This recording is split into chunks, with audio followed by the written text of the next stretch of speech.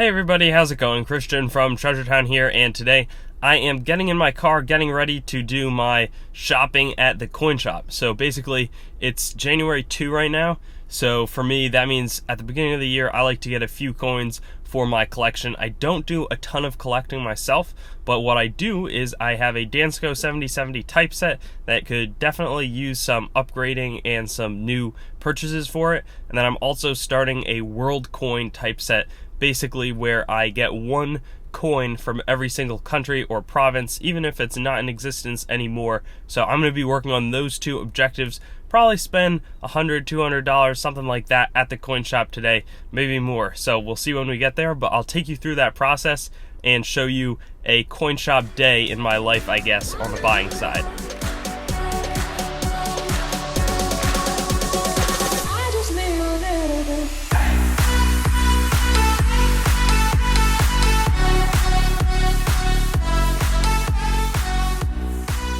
And here is the coin shop that we're going to be taking a look at today. So it's called the Happy Coin. I actually work here, and let's see how it goes. Hey everybody, so it's about 2 hours later, and I ended up actually not taking any footage within the shop. There were people there the whole time, so I wanted to respect their privacy. I know the coin shop, the Happy Coin is its name. I have a channel that I've worked on, and it's with my boss, and there's a lot of videos on it there. So in the intro video, you could check out some shots from within the store. But I got some awesome deals. I'm super thankful to my boss. I ended up spending $360 to get these. There's cool, really awesome typeset coins. There's some nice condition ones on the older dates or older type coins.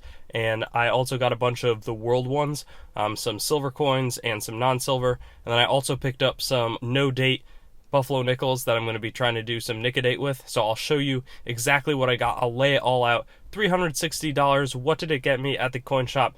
Keeping in mind that I do have somewhat of an employee discount. And right there we have all the coins that I purchased laid out, and I'm just going to go show and tell style. Not like this. I'll have the phone kind of mounted like here, and I'll go through all of them, but just a brief overview. Here are the Clad world coins. We got silver world coins there, some buffalo nickels there, 3 typeset purchases, and then 4 Clad older world coins. There's some really cool countries and coins from countries you probably have not heard of. I know there are some that I hadn't heard of before I purchased these coins. And I'll also be showing you my DANSCO 7070 typeset along the way, because that's where the 3 type coins that I purchased are going to go. And now I'm going to start here, as I said, with the Clad world type coins, but the first country that I'm going to be adding to my list, and there were 2 of these coins, it was a 50 cent right there and a 25 cent coin from Aruba, which is an island country, so that's a good start. We also got another island country here in the Solomon Islands. It's also going to be obviously part of Elizabeth II's domain by the design on the coin. This is a 20 cent coin. I want to say the Solomon Islands are kind of in Asia in the Pacific somewhere, but I'm not totally sure. Here is a Yunnan. I believe this is just Chinese, but I figured since it is a province coin, I might actually make that its own and kind of count that as an extra territory or province to collect coins from. 10 cent coin there from China. Next up, we have this Bulgarian coin, 1930, and you can see the Cyrillic. Not sure what that says, but it's a horse and some animals. And then 5, maybe it says Nebo, but that can't be how it's pronounced, 1930. So happy about that one. The next coin we have here is from Afghanistan. It's a cool uncirculated coin. I don't know who the man on the front of the coin is, but I did not have any coinage from Afghanistan, and I'm pretty sure, yeah, that's 5 Afghan, but this is definitely the 5 in the Afghanistan in the Arabic numerals. Here is a Colonia de Cabo, Verde, 1949. I don't know who colonized it. Maybe Portugal. Yep, República Portuguesa. But it's a Cape Verde, I don't even know how to say it, islands coin, and that's not one that I had, nor is this one, which I believe is Estonia. Yep, so this is a 25 centi coin, and I'm excited to put this one in my collection, 1928. So it's also going to be a little bit older. Next up, we have this communist Chinese coin, 1960 to, I don't even know what. There's so many different denominations, and I'm sure I have seen a few of these in the past, but this is a nice example, and I didn't have one in my collection. I also picked up this Nigerian coin, Federation of Nigeria, 1 shilling, 1959, back when they were also controlled or had a lot of influence on them by the British. Serbia, 1884, 10 para. Excited about that one. This one kind of reminds me of some of the Austro-Hungarian coinage. And then here we have a Palestinian 10 mils coin. So 1933, also kind of old, back when they were kind of starting out Palestine. Here is a Sudanese coin. It's a very large one. It's not silver or anything, but now that's South Sudan and Sudan. So maybe I'll have to get for the both, the different countries and governments. But it's a nice looking coin. There's a little toning. And then we have this coin. Check out how cool this is. A Tonga coin. It says Tuafahau Tupuo the fourth. This is that man. I looked him up, 1968. He was an authority figure for Tonga, which I believe is an island in the Pacific as well. Then I got this Norwegian 1949, probably 1 krone coin. Yep, 1 krone. So that one's also going to be good filling out the Scandinavian countries. Laos, this one feels aluminum. Really, really light coin, 10 cents. And it's got a hole in the middle. I think it's kind of cool to have that. Here is a 100 franc coin, from Polynesia, the French Polynesia, in 1976. Definitely would have been controlled by France, I think, at that point. And then more French stuff. This is, I forget, it's probably here. Oh yeah, French Oceania. So Établissement Français de l'Océanie. L'Océanie, I don't know how to pronounce Oceania in French, but more kind of in the Pacific.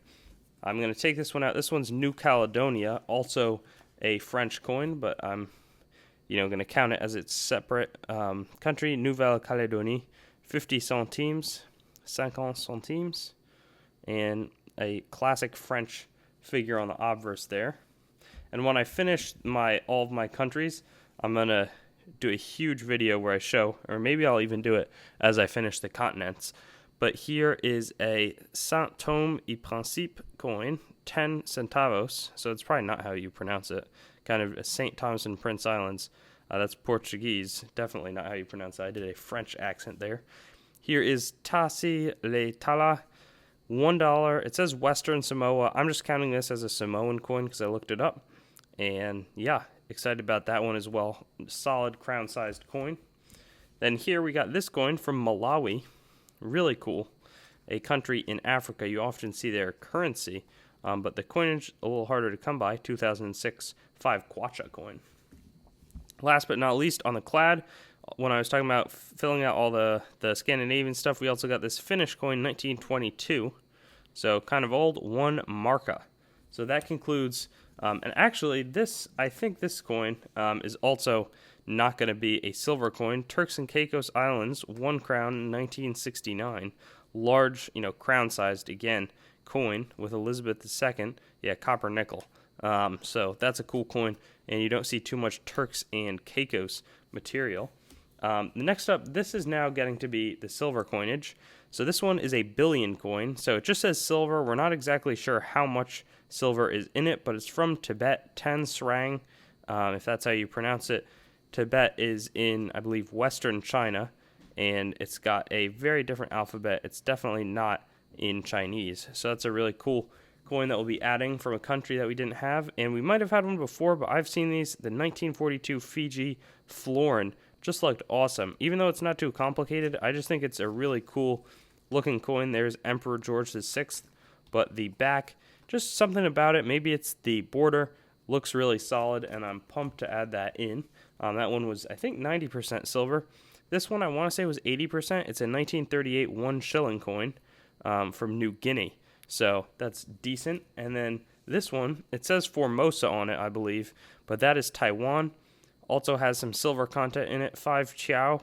And it's not too much silver. I want to say 50% or something, but decent. The next one I also have found coins from, but the Dominican Republic was not one that I had in the collection officially yet. So I thought this was a solid coin. This one is a 90% silver, I think. It could be 80 or 75, but it's definitely silver. 6.25 grams, as it says on the coin. Got 4 more silver coins here. One of them was this Australian shilling, 1943, another country I knew I had, but this was just a nice looking silver coin, and I figured that was the one that would go in my collection. This Costa Rican coin, though, was not one that I had. Coins from 1924, 25 centimos, also going to be a silver coin. So I think it's kind of fun. There's no requirement saying that my coins need to be silver in the collection, but it is cool if I can do that if possible, as is this one, which is from Muscat in Oman. I want to say this was like in 1980 coin. Might have been a little older, but definitely silver, and I was happy to get that. Some of these coins aren't the types that you're going to see all the time in world coin lots. You know, you rarely get something like a Yemen coin. This one's also silver and pretty large. I want to say it was 50% silver, but you know, I paid over spot on all of those coins, and then for the Clad, paid up as well. But again, these are coins that it's cheap. The way it works for the coin shop is that he doesn't need to sell and list each of these individually, pay people to do that, then get fees. If I can give him some cash and it'll be quicker turnover, it's, you know, he appreciates that, and then I can get some slightly lower prices than on eBay. Right here, we have this Comoro Islands, 1890 to 1901. Not in the best condition, but it's a cool place to get a coin from. It's pretty tough, especially on the older ones, to find coins from there online. So that one's exciting to put in the collection, as is this one.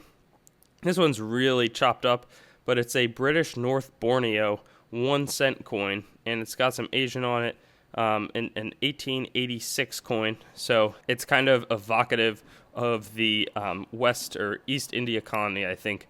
But there you go. It's got some, it looks what looks like Chinese characters on it. So that's an old coin, definitely has seen a lot, as is this one. Check this out. Really used condition isn't really how you describe coins, but it's definitely seen better days.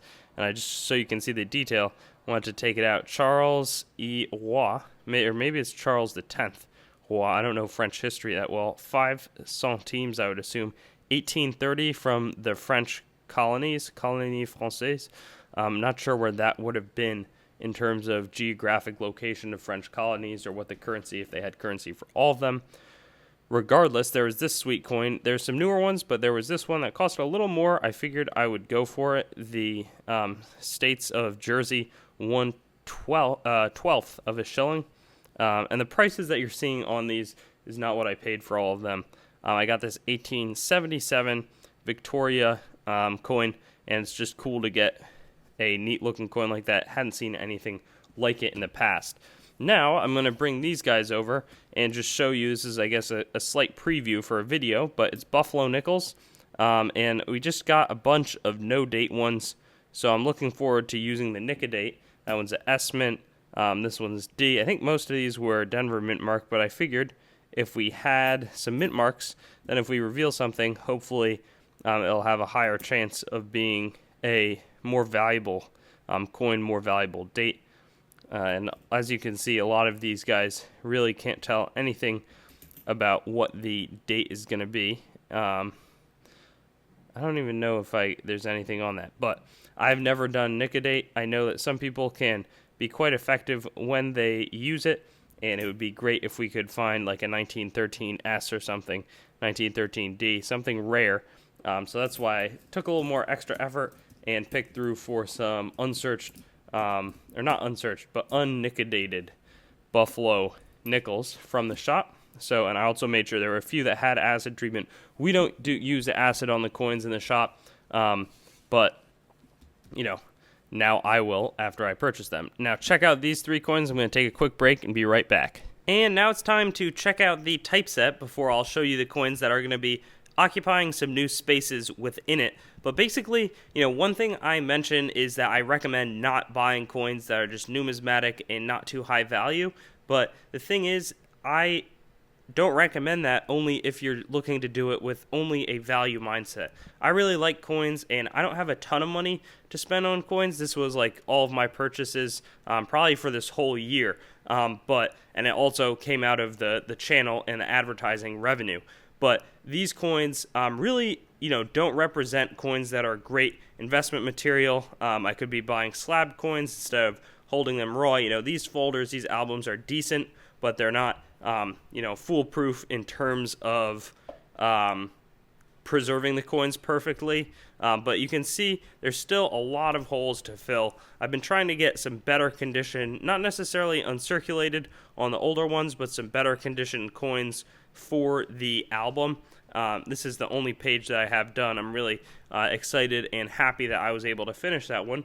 But I purchased these three. They're going to be filling up holes kind of across the spectrum of the pages. So one is going to be filling out in the Liberty Head or Barber Dime.